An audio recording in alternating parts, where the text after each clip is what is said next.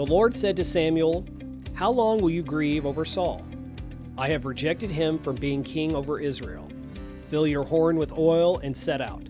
I will send you to Jesse the Bethlehemite, for I have provided for myself a king among his sons." Samuel said, "How can I go? If Saul hears of it, he will kill me." And the Lord said, "Take a heifer with you, and say, 'I have come to sacrifice to the Lord.' Invite Jesse to the sacrifice, and I will show you what you shall do, and you shall anoint for me the one whom I name to you." Samuel did what the Lord commanded, and came to Bethlehem. The elders of the city came to meet him trembling, and said, "Do you come peaceably?" He said, "Peaceably, I have come to sacrifice to the Lord. Sanctify yourselves and come with me to the sacrifice." And he sanctified Jesse and his sons and invited them to the sacrifice. When they came, he looked on Eliab and thought, "Surely the Lord's anointed is now before the Lord." But the Lord said to Samuel, "Do not look on his appearance or on the height of his stature, because I have rejected him. For the Lord does not see as mortals see. They look on the outward appearance, but the Lord looks on the heart." Then Jesse called Abinadab and made him pass before Samuel. He said, "Neither has the Lord chosen this one."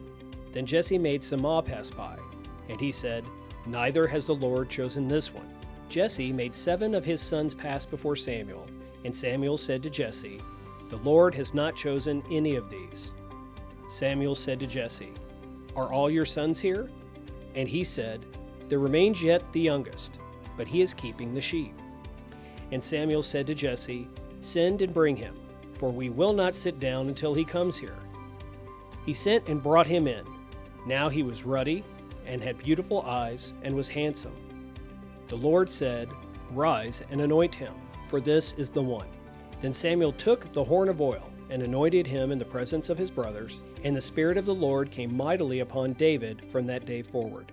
Samuel then set out and went to Ramah. The first question Emily sent us was, Samuel initially resists going.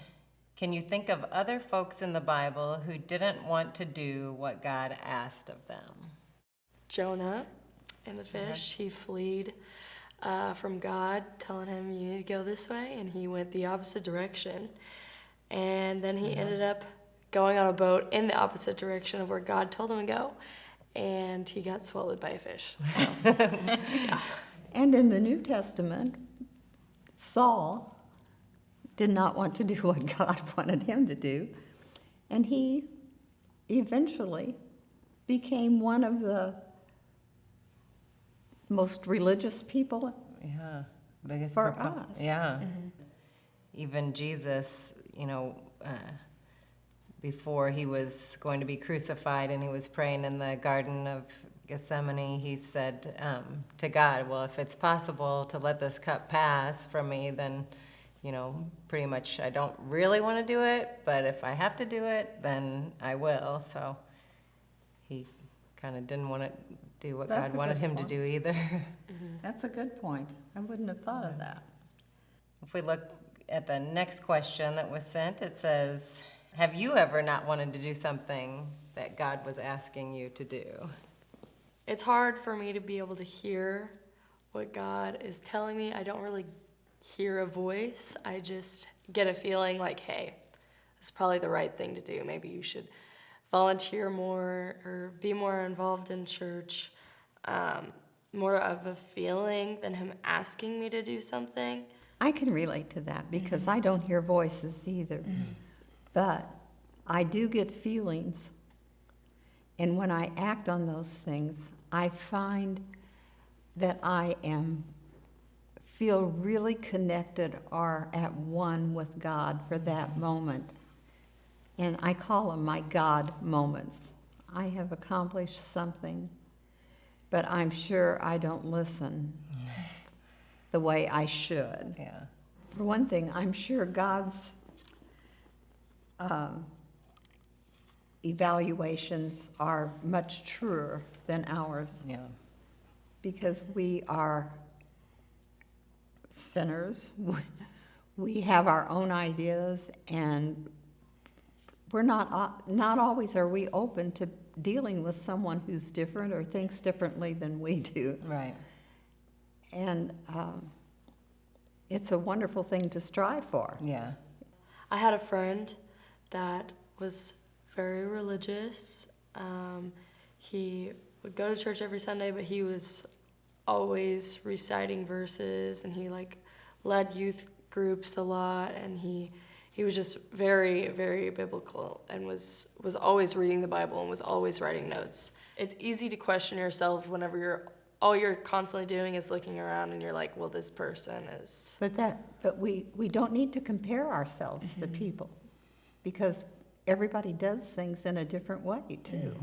Yeah. Just because it would be pretty boring if we were all The same. doing the Yeah. same things. Yeah. Because I think a lot of people find their relationship with God closer in different ways.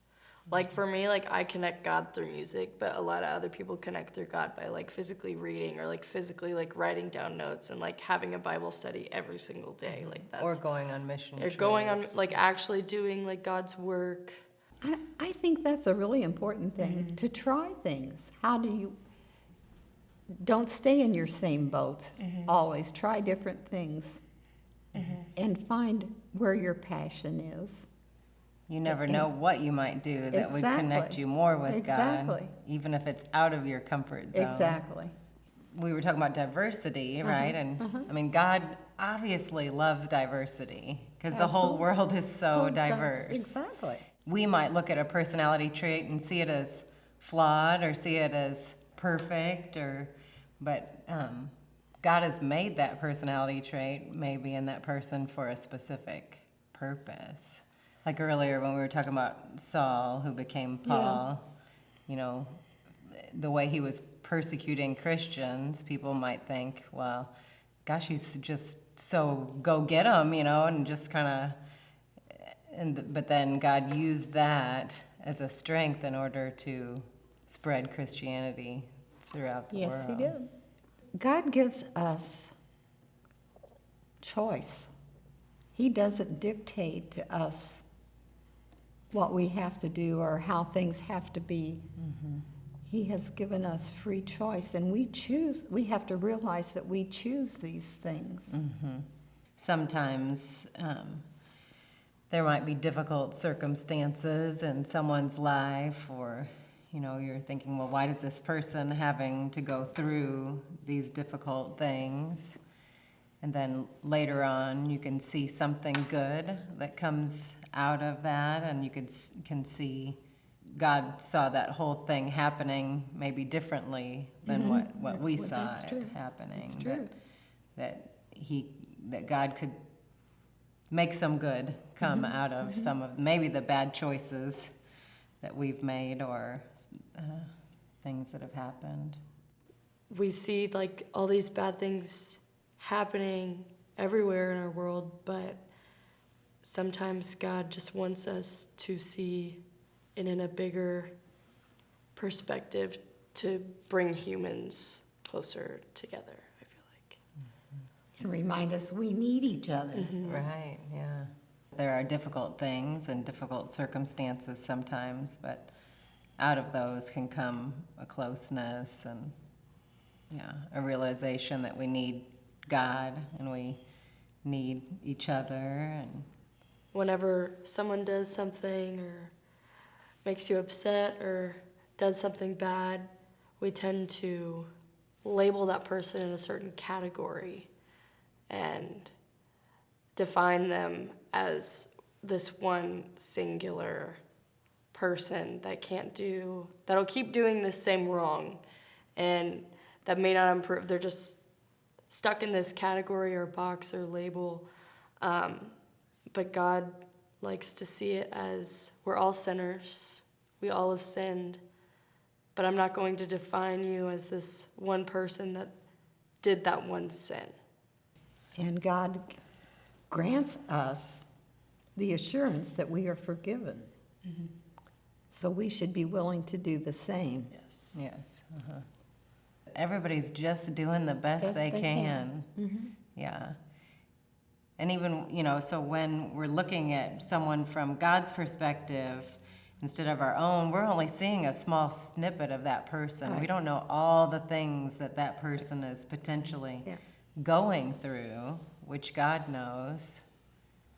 One thing, I think, through praying,